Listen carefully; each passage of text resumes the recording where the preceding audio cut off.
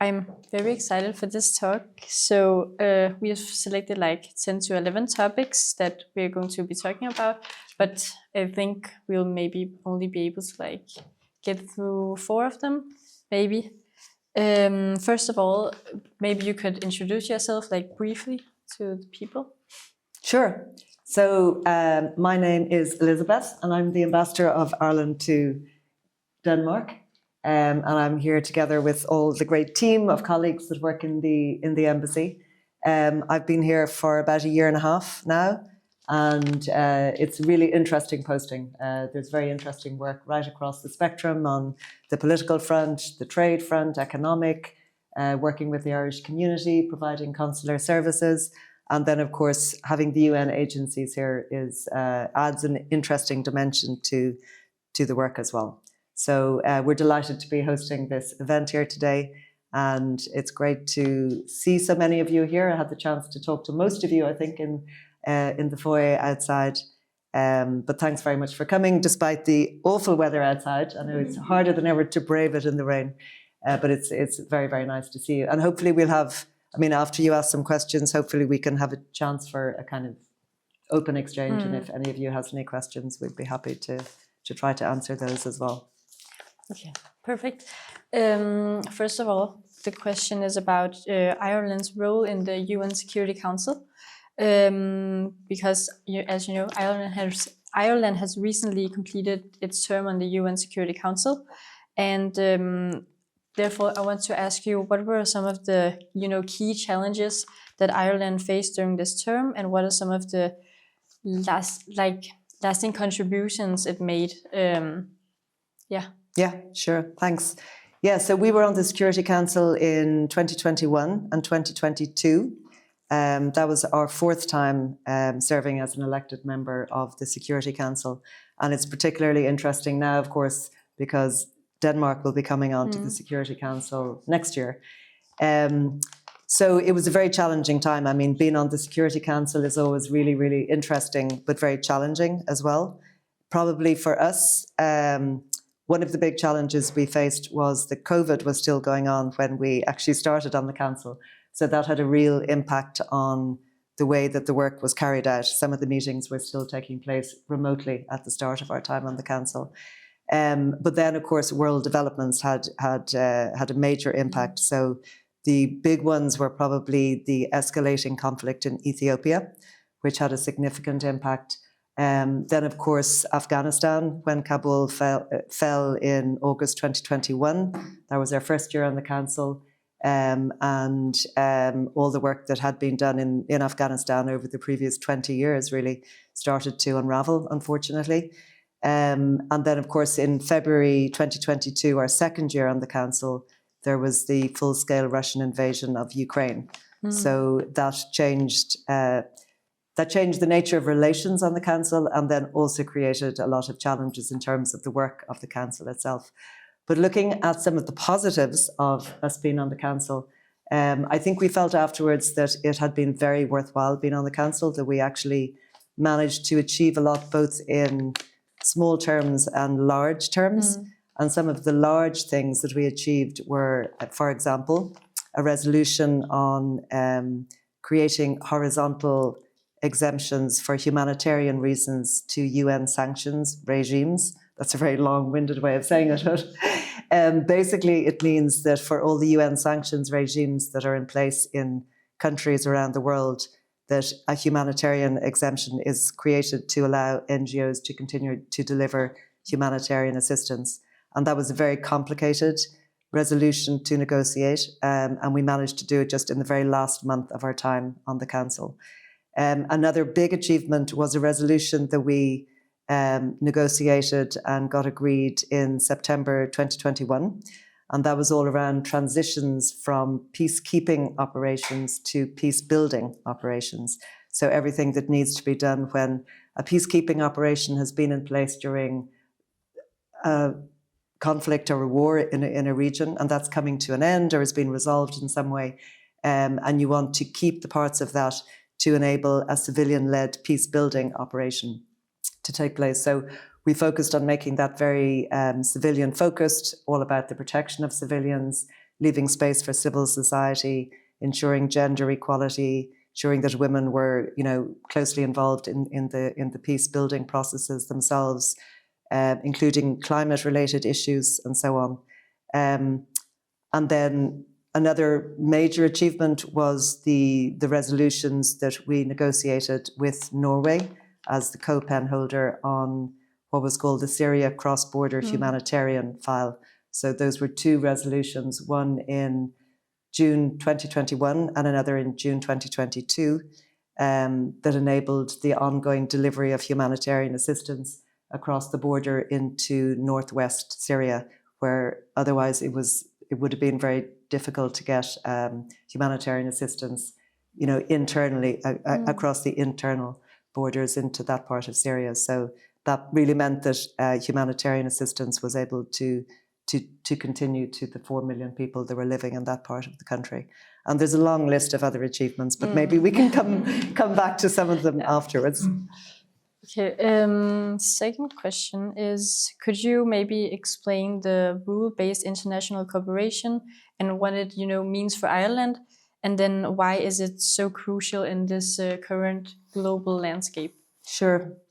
Well, for Ireland, what we call the rules-based multilateral order has always been very, very key for us as a small, open country that trades freely around the world, and we're also not part of any military alliance.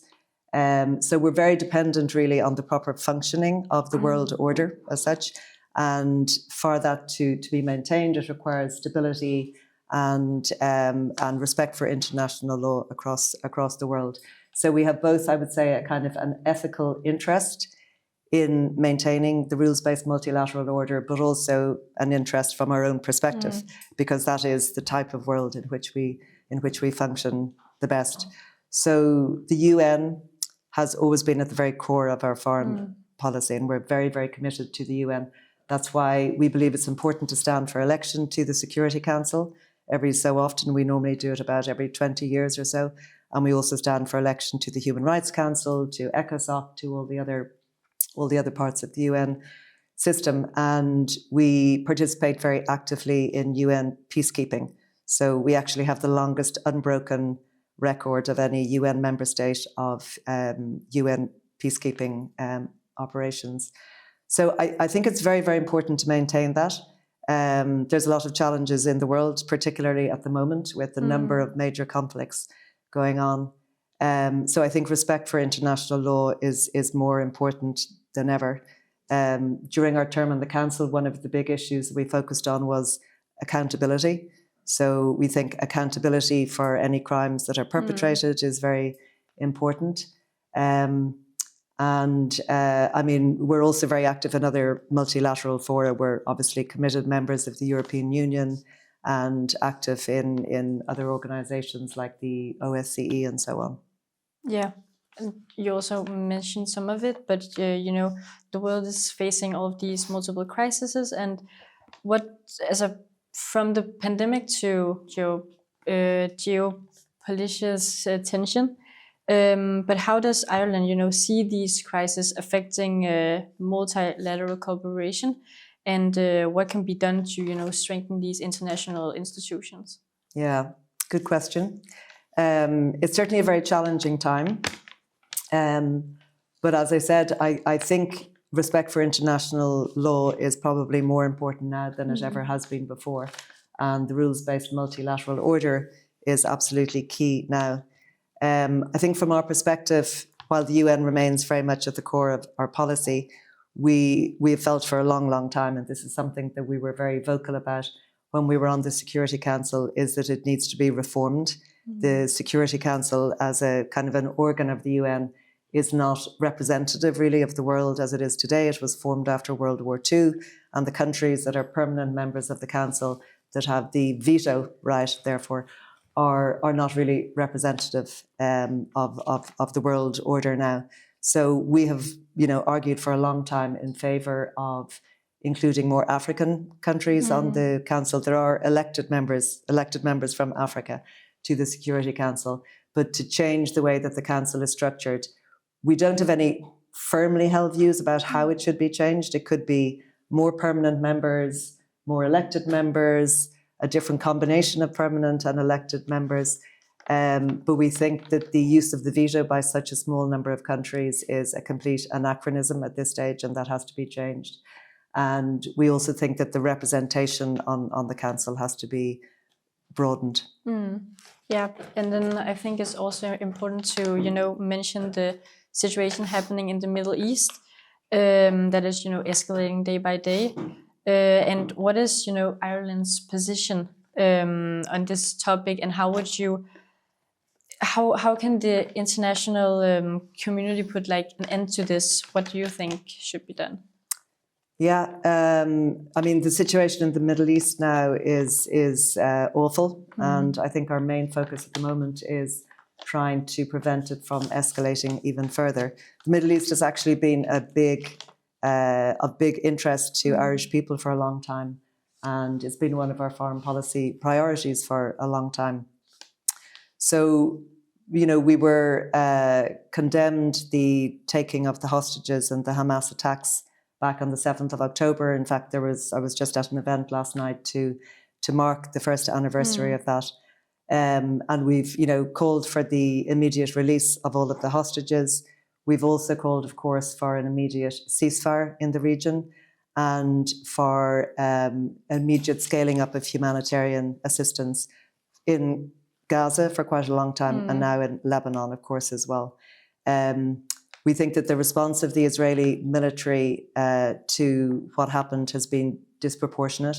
So we would call on both sides, really, Hezbollah and Israel in relation to Lebanon, and Hamas and Israel in relation to what's happening in Gaza, to desist from what they're doing for now. And it's really important to get a ceasefire into place, and for the parties to sit down and try to come to a negotiated settlement, because the situation as it is at the moment is, becoming exacerbated day by day, leading to not only more regional instability, but more humanitarian suffering, death, destruction on all sides. And then I think you mentioned something with climate, maybe? Climate? No, I don't remember. Yeah. But climate change is also increasing. And how is Ireland going to address the climate change, and what are you going to do? Well, climate, again, is a big focus for us and has long been a big focus, in particular when we were on the Security Council. We were what are called co-chairs of an informal expert group. That doesn't sound very interesting, but it was the informal expert group on what's called climate and security, because we were very keen to highlight the link between climate and security. So climate change is a significant exacerbating factor for driving conflict, and is in fact one of the root causes of a lot of conflict around the world. So as the co-chair of the informal expert group on climate and security, we did that with Niger, that was on at the same time with us. We brought forward negotiations on a resolution that would have heightened the links between the two and put in place some kind of quite basic structures to take climate change into account when the mandates of missions were being created and so on. So that draft resolution got very wide support across the UN as a whole. It actually got 113 co-sponsors, but it was vetoed by Russia, unfortunately. And so again, that's an example of how the use of the veto is a complete anachronism when you look at something that has such wide support right across the UN, but then can be vetoed by one country for reasons that are kind of unrelated to the substance of the issue quite often. So nevertheless, I mean, even though it was vetoed in the end, we felt it was still a very important piece of work to bring it forward. It really highlighted the issue. It brought a lot more countries, I think, interested in the issue. So we're hopeful that one of the countries that comes onto the council in the years ahead will come back to that. But we're very active on climate change in a number of other fora, at the UNFCCC, at the COP meetings, at EU level, bilaterally, and so on. So, and that continues to be one of our priority focuses. Yeah, very important, climate change. And then you also mentioned women, or, fighting for women's right. And Ireland has long been an advocate for women's participation in peace processes. And could you maybe elaborate on how Ireland promoted the women? And then maybe if you could also just talk about peace and security on the Security Council. Sure. Yeah, absolutely. So yeah, no, you're absolutely right. Gender equality has been for a long time a priority, both at domestic level and in terms of our foreign policy as well. So this is something that we try to progress, in all of our bilateral relations across the EU, in all the multilateral fora that we're active in. So again, when we were on the Security Council, I hate to say, but we were co-chairs of the informal expert group on what's called Women, Peace and Security as well. And that was exactly focused on trying to make sure that gender equality was kind of, progressed right across all the work of the Security Council. So as an example, we ensured that when we had the presidency of the Council in September 2021, all of the civil society briefers that we brought in to brief the Security Council, I think there were 17 of them, that most of those were women briefers. So actually 16 out of 17 of the briefers were women, which was the highest ever number of briefers that there had been. And we set up a Women, Peace and Security field mission, which was the first ever. And that one went to Lebanon to look at the issues relating to women, peace and security there. And then we did a number of other things. We set up a trio of presidencies where we got commitments from countries that had the presidency after us to focus on women, peace and security as well as an issue. But as I say, gender equality more broadly is a significant issue for us at domestic level as well. And we strive for gender equality in all aspects of the economy, and even within the foreign ministry that we're all a part of. We have our own GEDI, it's called Gender Equality, Diversity and Inclusivity Action Plan and Policy, which is very much kind of central to all of our work. And I should say, I'm very happy that I think we're one of the few countries now that has more female ambassadors than males, which is quite an achievement. Yeah. Okay. And we have a question about conflict and hunger. And conflict and hunger, they often go hand in hand. And how has Ireland contributed to addressing these crises and on this international level and through the UN Security Council? Yeah. So conflict and hunger. I would say everything to do with hunger, food, nutrition is a kind of long-standing priority for Ireland, linked in a way to our own history, because we ourselves experienced famine in the 19th century, which left a deep mark, I think, on the population, and a kind of understanding of the significance of famine and, how detrimental and traumatic hunger can be to people. So, and then also because I think agriculture then on the other side is a very important part of our economy. So we produce a lot of food. And I think the combination of those two factors has meant that hunger, nutrition, food security and all of that has kind of, become a very big part of our policy. So if you look at our development policy, for example, we have a fairly new development policy called A Better World. And a lot of that is focused on working with countries, particularly in Africa, to develop sustainable food systems themselves.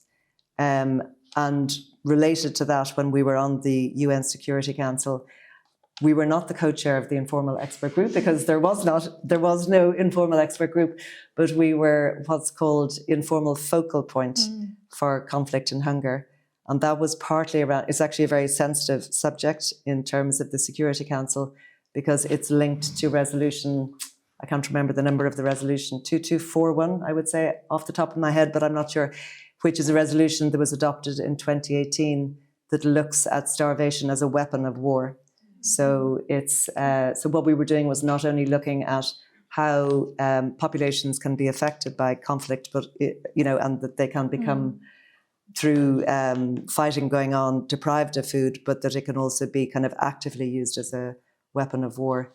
So it was a very difficult file on the Security Council, difficult to make much progress on it, difficult even to find countries to work with us on that. But we did, I would say, a lot of work around the margins. We organised a lot of roundtable discussions on it, and made sure that as an issue it was, highlighted consistently during all of the discussions, particularly in relation to Ethiopia, which had been simmering along for quite a while, but kind of emerged into a full-scale conflict during our first year on the council. And we led all of the discussions on Ethiopia, and got a number of statements agreed at the council. And a lot of that was around humanitarian access, food security, human rights violations and so on, but kind of a lot of it linked into the idea of food and starvation and so on. Okay. Yeah, and then maybe if we start by looking ahead, what role does Ireland envision for itself in shaping the future of the multilateralism, and maybe explain about the role in the UN and the EU for Ireland in the future? Sure. Yeah. Well, our policy is we're very committed to both the EU and the UN, and our commitment to the rules-based multilateral order remains very intact. So, as I said, we like to stand regularly for election to the UN Security Council. We're standing for election soon again to the UN Human Rights Council. We see those as being very important to take part, because if you believe in the rules-based multilateral order, you have to stand up and serve as part of it from time to time. We're very committed to our EU membership, of course. It's very much part of our identity at this stage, very much part of our society, our economy. We actually joined the European Union with Denmark back in 1973. So we both celebrated 50 years of EU membership last year, which was quite a thing. And for us, the membership of the EU has been very transformational. If you look back at Ireland in 1973 and Ireland now, the country has changed completely. And not all of that, but a lot of that is due to our membership of the European Union. So we're very much in favour of enlargement of the European Union. And we have the presidency of the Union in 2026. Denmark will have the presidency next year. Enlargement will be one of the big issues on the agenda. So we're looking forward to working with our Danish colleagues and all of our other colleagues around the EU table on that, with the view to trying to work with the countries that are hoping to join the European Union to be able to get their legislation up to the levels that are required and to the democratic standards and so on, so that they will eventually be able to join the Union. Okay, and then I think I have one more. It's maybe on a more personal note, but how has your role as ambassador shaped your view of your views on Ireland's participation in international cooperation, and then what has been a defining moment for you during your time in Denmark? Well, how has it shaped my views? I think your career is an amalgamation of all the different experiences that you have along the way. And one of the aspects of working for the Foreign Service that I love is the fact that you do work on a lot of different areas and in a lot of different countries with a lot of different people all the time. So when I look back on my career, I've worked on a lot of EU issues, but I've also worked on UN issues.